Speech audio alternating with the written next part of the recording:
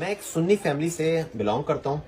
لیکن مجھے میرے ایک دوست نے کہا کہ یار تم روزہ غلط ٹائم پہ کھول رہے ہو۔ میں نے بولا کیسے؟ تو اس نے مجھے سورہ بقرہ کی آیت نمبر 187 کہا اس کو پڑھو۔ میں نے اس کو پڑھا اور اس کا ترجمہ بھی دیکھا گھر میں قرآن میں بھی اور یہاں پہ بھی دیکھا، جس میں لکھا ہوا ہے کہ پھر رات تک روزے کو پورا کرو۔ اب یہ قرآن پاک کے الفاظ ہیں۔ میں بڑا کنفیوز کہ یار 31-32 سال میری عمر ہو گئی ہے، اتنے عرصے سے روزہ رکھتے ہوئے آ رہے ہیں کہ کہیں میں کوئی غلطی تو نہیں کر رہا، لیکن قرآن پاک سے آگے تو کوئی چیز ہے ہی نہیں، کیونکہ سب سے پہلے قرآن پاک ہے، اس کے بعد احادیث مبارک ہیں، پھر صحابہ کرام اہل بیت کے ارشادات ہیں، پھر تابعین کے قول ہیں، لیکن کوئی بھی ایسی چیز جو قرآن پاک کے ساتھ ٹکرائے اس کو ہم سکپ کر دیں گے۔ سب سے پہلے ہم نے قرآن پاک کو لینا ہے۔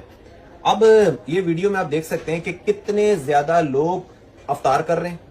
آپ دیکھ سکتے ہیں ویڈیو میں سامنے آپ کے نظر آ رہا ہوگا۔ اور یہ دیکھیں اب آسمان کی طرف، دیکھ سکتے ہیں کہ ادھر روشنی موجود ہے، یعنی کہ رات کا تصور ہی نہیں ہے۔ قرآن مجید فرقان حمید میں سورۃ البقرہ آیت نمبر 187 میں اللہ پاک نے ارشاد فرمایا کہ ثم اتموا الصیام الی اللیل، کہ اپنے روزے رات تک مکمل کرو، یعنی دن پورا بھوکا پیاسا رہنا ہے، رات تک تم نے اپنے روزے کو مکمل کرنا ہے۔ اب لیل کہتے ہیں کس کو ہے؟ تو آپ لغت عرب میں جو بڑی بڑی لغت عرب کی کتابیں ہیں اس میں آپ دیکھ لیجئے، مثال کے طور پر القاموس المحیط مشہور لغت کی کتاب ہے، اس میں فرماتے ہیں اللیل من مغرب الشمس الی طلوع الفجر الصادق او الشمس، کہ جو رات ہے یہ سورج کے غروب ہونے سے شروع ہوتی ہے اور پھر فجر صادق تک، یا پھر عرفاً جو ہے وہ سورج کے طلوع ہونے تک اس کے اوپر رات کا اطلاق کیا جاتا ہے۔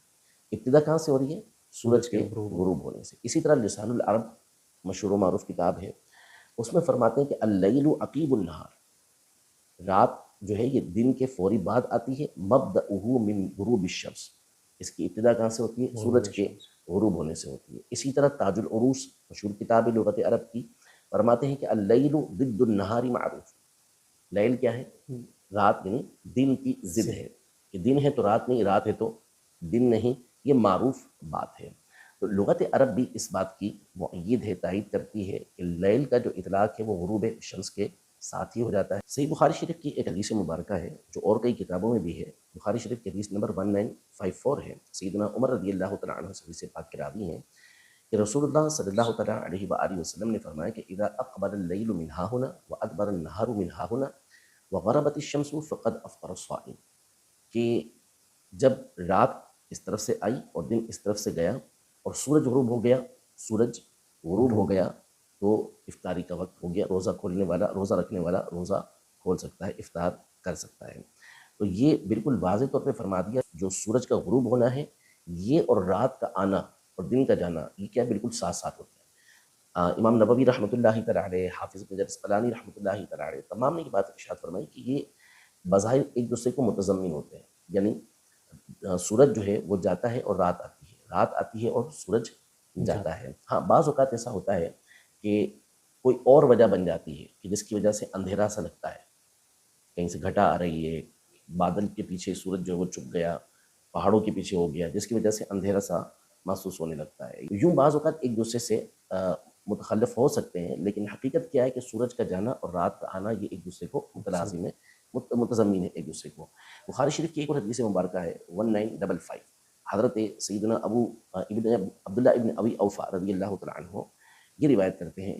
کہ فرماتے ہیں کہ ہم ایک سفر میں نبی پاک صلی اللہ علیہ وسلم کے ساتھ، فلما غربت الشمس قال لبعض القوم، جب سورج غروب ہو گیا نبی پاک صلی اللہ علیہ وسلم نے اپنے بعض صحابہ سے کہا کہ یا فلاں قم فاشرح لنا، اے فلاں کھڑے ہو اور ہمارے لیے ستو بولو، یعنی تاکہ ہم افطار کر سکیں۔ تو انہوں نے کہا کہ یا رسول اللہ آپ کچھ اور تاخیر کر لیتے، یعنی ان کو ابھی اس بات کا یقین نہیں ہوا تھا، ظن غالب نہیں ہوا تھا کہ سورج غروب ہو گیا ہے،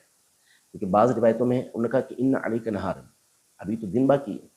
یعنی گویا کہ روشنی باقی تھی، تو انہوں نے عرض کی کہ آپ کچھ دیر کر لیتے، تو آپ علیہ الصلوۃ والسلام نے فرمایا کہ انزل فاشرح لنا، اترو اور ہمارے لیے ستو گھولو۔ میں پھر عرض کی، نبی پاک صلی اللہ تعالیٰ علیہ وآلہ وسلم نے فرمایا اترو اور ستو گھولو، پھر انہوں نے عرض کی کہ ان علیک نہارا، ابھی تو دن باقی ہے۔ آپ علیہ الصلوۃ والسلام نے فرمایا کہ اترو ستو گھولو، پھر انہوں نے ستو گھول کے دیا، آپ علیہ الصلوۃ والسلام نے وہ پیا، یعنی افطار کیا۔ پھر اس کے بعد فرمایا کہ جب رات اس طرف سے آ جائے تو فقد افطر الصائم، اس وقت روزہ دار جو ہوتا ہے اس کے روزے کھولنے کا وقت ہو گیا۔ فلما غربت الشمس، تو سورج غروب ہوا اور رات ادھر سے آ گئی، دونوں چیزیں متصل ہو رہی ہیں، تو نبی پاک صلی اللہ علیہ وسلم نے یہ بات ارشاد فرمائی۔ اس کے علاوہ جو اہل سنت کی کتب نہیں ہیں، دیگر کتب کے اندر امام جعفر صادق رحمۃ اللہ تعالیٰ علیہ، امام باقر رحمۃ اللہ تعالیٰ علیہ، اجلہ ائمہ اہل بیت اطہار میں سے ہیں، ان کے الفاظ واضح طور پر یہ موجود ہیں کہ اذا غابت الشمس حل فقد حل الافطار ووجبت الصلاۃ، کہ جب سورج غروب ہو گیا تو افطار حلال ہو گیا اور نماز لازم ہو گئی مغرب کی۔ انہوں نے بھی کیا ارشاد فرمایا کہ سورج کا غروب ہونا۔ اور ابن عبد البر رحمۃ اللہ تعالیٰ علیہ التمہید میں ارشاد فرماتے ہیں کہ وَالنَّهَارُ الَّذِي يَجِبُ صِيَامُهُ مِن طُلُوعِ الْفَجْرِ إِلَى غُرُوبِ الشَّمْسِ عَلَى هَذَا إِجْمَاعُ عُلَمَاءِ الْمُسْلِمِينَ، یعنی وہ دن، وہ وقت کہ جس میں روزہ رکھنا لازم ہوتا ہے، وہ طلوع فجر سے غروب شمس تک ہے، اس پر مسلمانوں کا اجماع ہے۔ یہی بات امام نووی رحمۃ اللہ تعالیٰ علیہ نے شرح صحیح مسلم کے اندر ارشاد فرمائی، اور یہی بات ابن رجب حنبلی رحمۃ اللہ تعالیٰ علیہ نے فتح الباری میں ارشاد فرمائی کہ سورج کا فقط غروب ہونا ہی یہ مغرب کے وقت کو داخل کر دیتا ہے۔ وَهَذَا إِجْمَاعٌ مِّنْ أَهْلِ الْعِلْمِ، اور یہ اہل علم کا اجماع ہے اس پر۔ تو یہ مجمع علیہ مسئلہ ہے کہ سورج غروب ہوا اور فوری طور پر افطار حلال ہو گیا۔ اب جو جدید ٹیکنالوجی ہے اسی کو پیش نظر رکھتے ہوئے ظاہر ہے کہ کوئی بھی شخص جو ہے وہ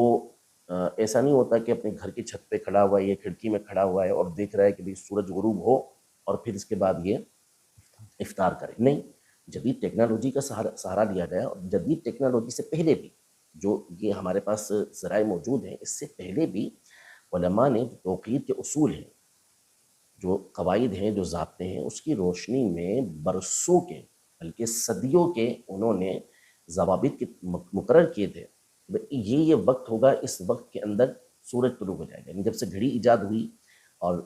وقت کا ایک ذریعہ ہمارے پاس آیا، تو علماء تو ہمیشہ سے یہی کرتے رہے، نمازوں کے وقت مقرر ہو گئے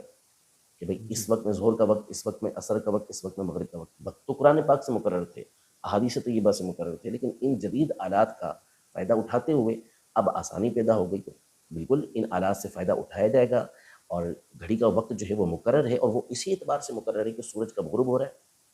کب طلوع ہو رہا ہے، ٹھیک ہے، کب صبح صادق ہو رہی ہے۔ اسی کو دیکھتے ہوئے علماء نے کیلنڈر تیار کیے ہوئے ہیں، اور اب کیلنڈر کے ذریعے ہی عام طور پر